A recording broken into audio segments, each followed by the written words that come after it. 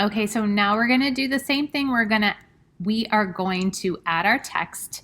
So I think I say, hi, my name is Ellen. Hi, my name is Ellen.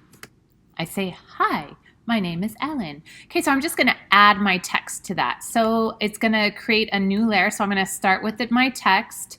I'm gonna click in here and I'm gonna say, hi, and notice that the color of my text is blue because of the blue over here.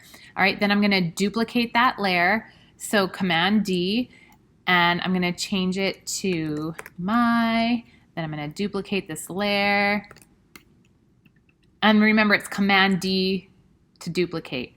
My name,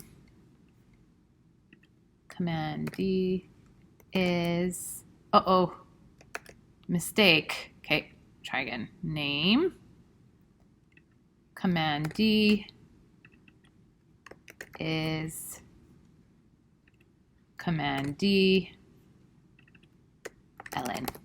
Okay, so go ahead and add your layers.